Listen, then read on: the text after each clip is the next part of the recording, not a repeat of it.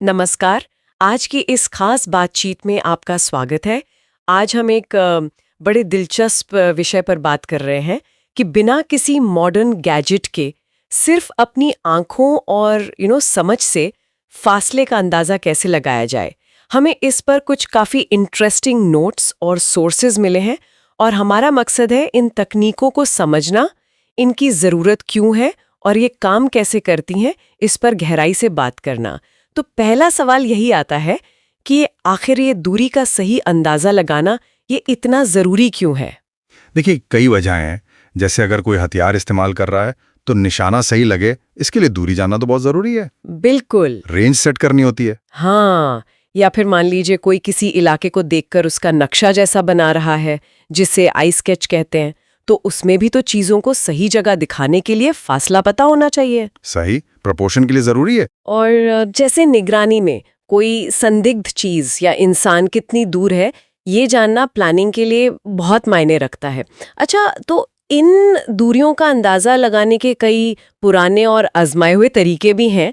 आज हम कुछ खास तरीकों पर बात करेंगे, जैसे यूनिट मेथड है, फिर वो शक्ल देखकर अंदाजा लगाना, ब्रैकेटिंग, की रेंज, सेक्शन एवरेज और हविंग मेथड। नाम शायद थोड़े अजीब लगें सुनने में, पर इनके पीछे का लॉजिक काफी रोचक है। बिल्कुल। और ये समझना भी जरूरी है कि कोई एक तरीका हर सिचुएशन के लिए बेस्ट नहीं होता। जमीन कैसी है, मतलब सपाट है, ऊबड़ खाबड़ है या ढलान वाली। हाँ। मौसम कैसा है, साफ है, धुंध है, रोशनी तेज है या कम। इन सब चीजों से फर्क पड़ता है कि कौन सा तरीका उस वक्त सबसे सही अंदाजा देगा। सही कहा। तो ये सिर्फ तरीके नहीं हैं, एक तरह से अलग अलग हालात के लिए अलग अलग औजार हैं। बहुत बढ़िया कहा। तो चलिए सबसे पहले और शायद सबसे सीधे तरीके से शुरू करते हैं, यूनिट मेथड यानी इकाई का तरीका। इसमें क्या करते हैं कि हम अपने सामने की जमीन को अपने मन में ही समझ लीजिए 100-100 गज के हिस्सों में बांट लेते हैं। मेंटल यूनिट्स बना लेते हैं। हाँ, फिर हम अंदाजा लगाते हैं कि जिस चीज तक की दूरी पता करनी है वहां तक ऐसे कितने हिस्से या यूनिट्स आएंगे। मान लीजिए हमें लगा कि 5 यूनिट्स हैं, तो हम 5 को 100 से गुणा करके कहेंगे कि दूरी करीब 500 गज है। हाँ, ये सुनने में तो आसान लगता है, खासकर अगर जमीन खुली हो और करीब करीब फ्लैट हो। लेकिन इसकी सिंप्लिसिटी ही इसकी चुनौती भी है। पहली बात तो ये कि वो जो 100 गज की इकाई हम सोच रहे हैं मन में, क्या हम उसकी लंबाई का सही अंदाजा लगा पा रहे हैं? अगर जमीन ऊबड़ खाबड़ है या बीच में कोई गड्ढा या उभार है जिसे हम देख नहीं पा रहे हैं, मतलब डेड ग्राउंड जिसे कहते हैं, जो नजर नहीं आता। अच्छा, हाँ। तो हमारी वो दिमागी इकाई छोटी या बड़ी हो सकती है असल से। और अगर पहली ही इकाई के अंदाजे में चूक हो गई तो फिर पूरी गिनती ही गड़बड़ हो सकती है। हाँ, ये बात तो है। मतलब खुली जमीन पर शायद ये ज्यादा काम का हो। अच्छा, अब आते हैं उस तरीके पर जो इस बात पर डिपेंड करता है कि इंसान अलग अलग दूरी पर कैसा दिखता है। इसे कहते हैं अपीयरेंस मेथड या दिखाई का तरीका। इसमें बताया गया है कि इससे करीब 600 गज तक का अंदाजा लग सकता है और इसमें कुछ बड़े मजेदार पॉइंट्स दिए हैं। हाँ, ये इंटरेस्टिंग है। जैसे अगर कोई इंसान 200 गज दूर है तो उसका चेहरा, शरीर के हिस्से बिल्कुल साफ दिखेंगे। 300 गज पर चेहरा थोड़ा धुंधला होने लगता है, पर शरीर फिर भी साफ रहता है। 400 गज होते होते चेहरा पहचानना मुश्किल हो जाता है। 500 गज पर शरीर का नीचे का हिस्सा पतला सा दिखने लगता है और कमर के ऊपर का हिस्सा जैसे चौड़ा लग रहा हो। अच्छा। और 600 गज पर तो शरीर बस एक पतली लंबी सी शक्ल जैसे गाजर जैसी और सिर बस एक डॉट जैसा दिखता है। एक और खास बात है, 250 गज की दूरी पर अगर कोई आदमी घुटनों के बल बैठा है तो उसका साइज राइफल की नोक के बराबर दिखता है। ये तरीका काफी इंट्यूटिव लगता है, क्योंकि हम रोजमर्रा में भी तो दूर पास की चीजों को देखकर उनके साइज से दूरी का अंदाजा लगाते ही हैं। लेकिन यहाँ सब्जेक्टिविटी बहुत है, मतलब हर किसी का अंदाजा अलग हो सकता है। हाँ, वो तो है। एक तो हर देखने वाले की नजर अलग होती है, दूसरा जैसा पहले कहा, रोशनी बहुत बड़ा फर्क डालती है। तेज धूप में चीजें ज्यादा साफ शायद पास लगें, शाम के धुंधलके में या कोहरे में वही चीज दूर और धुंधली दिखेगी। सही। मौसम का असर भी है, हवा में धूल हो, बारिश हो तो विजिबिलिटी कम हो जाती है। तो ये तरीका एक्सपीरियंस और थोड़ी सावधानी मांगता है। ये कोई मैथ्स का फॉर्मूला नहीं है, ये ऑब्जर्वेशन का हुनर है। बिल्कुल। और शायद इसी सब्जेक्टिविटी से बचने के लिए, खासकर जब दूरी ज्यादा हो, एक और तरीका है ब्रैकेटिंग मेथड। सोर्सेज बताते हैं कि ये 600 गज से ज्यादा दूरी के लिए बेहतर है। इसमें देखने वाला क्या करता है कि वो टारगेट की एक मैक्सिमम दूरी सोचता है कि ज्यादा से ज्यादा इतनी दूर होगा। एक अपर लिमिट। हाँ, फिर एक मिनिमम दूरी सोचता है कि कम से कम इतनी दूर तो होगा ही। Lower limit. फिर इन दोनों अंदाजों को जोड़कर 2 से डिवाइड कर देते हैं, एवरेज निकाल लेते हैं।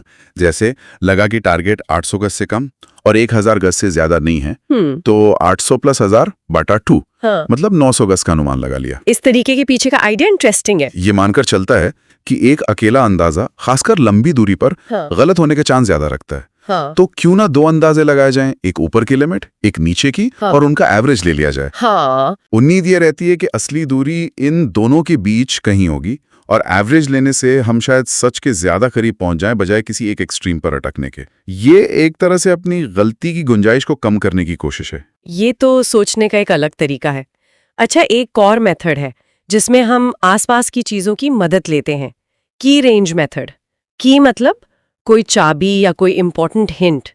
इसमें हम जमीन पर मौजूद ऐसी चीजों का इस्तेमाल करते हैं जिनके बीच की दूरी हमें पता हो या जिनका साइज स्टैंडर्ड हो। अच्छा। जैसे अक्सर टेलीफोन या बिजली के खंभे एक फिक्स्ड दूरी पर लगे होते हैं। हाँ, होते हैं। अगर हमें पता है कि 2 खंभों के बीच मान लीजिए 100 गज का फासला है और टारगेट तक ऐसे 4 खंभे दिख रहे हैं, तो अंदाजा लगा सकते हैं कि दूरी करीब 400 गज है। ये तरीका दरअसल हमारे आसपास जो जानकारी पहले से मौजूद है उसका फायदा उठाता है। यस, बिल्कुल। जैसे अगर किसी को पता है कि क्रिकेट पिच 22 गज की होती है और कोई चीज पिच के दूसरे एंड से डबल दूरी पर लग रही है, तो अंदाजा लगा सकता है कि वो करीब 44 गज दूर है। सही उदाहरण है। लेकिन इसकी लिमिटेशन ये है कि ये तभी काम करेगा जब ऐसी कोई की या जानी पहचानी चीज उस इलाके में हो। अगर बिल्कुल अनजान सपाट मैदान है जहां कोई खंबा नहीं, कोई पेड़ नहीं, कोई निशान नहीं, तो ये तरीका फेल हो जाएगा। हाँ, बिल्कुल। तो ये पूरी तरह कॉन्टेक्स्ट पर डिपेंड करता है। समझ गई। अब एक ऐसा तरीका है जिसमें अकेले नहीं बल्कि पूरी टीम मिलकर काम करती है, सेक्शन एवरेज मेथड। इसमें एक सेक्शन या छोटी टुकड़ी के हर मेंबर से कहा जाता है कि वो टारगेट की दूरी का अपना अपना अंदाजा बताए। फिर सबके बताए अंदाजों को इकट्ठा करके जोड़ा जाता है और जितने मेंबर हैं उनके नंबर से डिवाइड करके एवरेज निकाल लिया जाता है। इसी एवरेज को सेक्शन का फाइनल अनुमान मान लेते हैं। ये तरीका एक बहुत ही रोचक प्रिंसिपल पर बेस्ड है जिसे विजडम ऑफ द क्राउड्स कहते हैं, मतलब समूहों की बुद्धिमत्ता। अच्छा। आइडिया ये है कि भले ही हर व्यक्ति का अंदाजा थोड़ा गलत हो, लेकिन अगर बहुत सारे लोग इंडिपेंडेंटली अंदाजा लगा रहे हैं तो उनकी गलतियां अक्सर एक दूसरे को कैंसिल आउट कर देती हैं। अच्छा। किसी का अंदाजा ज्यादा होगा, किसी का कम, और जब आप उन सबका एवरेज निकालेंगे तो वो एवरेज किसी एक अकेले व्यक्ति के अंदाजे से ज्यादा सटीक होने की संभावना रखता है। शर्त बस ये है कि लोग एक दूसरे से इन्फ्लुएंस हुए बिना अपना अंदाजा दें। कमाल है, मतलब ज्यादा लोग मिलकर ज्यादा सही अंदाजा लगा सकते हैं। और आखिरी तरीका जिसकी बात हमारे सोर्सेज में है वो है हाविंग मेथड, यानी आधा करने का तरीका। इसमें हम टारगेट तक की पूरी दूरी को मन में 2 बराबर हिस्सों में बांटते हैं। ओके। फिर हम किसी दूसरे तरीके से जैसे यूनिट या अपीयरेंस मेथड से सिर्फ आधी दूरी तक का अंदाजा लगाते हैं। मान लीजिए हमें आधी दूरी 400 गज लगी, तो हम उसे डबल करके कहेंगे कि पूरी दूरी 800 गज है। ये सुनने में तो आसान लगता है, खासकर बहुत लंबे दूरियों के लिए जहां सीधा अंदाजा लगाना मुश्किल हो। लेकिन यहां एक बड़ा लेकिन है। इस तरीके की पूरी कामयाबी इस बात पर डिपेंड करती है कि आप उस आधे रास्ते वाले पॉइंट का कितना सही अंदाजा लगा पाते हैं। ये बात तो है। अगर आपने आधे रास्ते की दूरी ही गलत आंक ली, मान लीजिए असल में वो 350 गज थी और आपने 400 गज सोच लिया, तो गड़बड़ हो जाएगी। हाँ, तो डबल करने पर आपकी गलती 50 गज से बढ़कर 100 गज हो जाएगी। हाँ।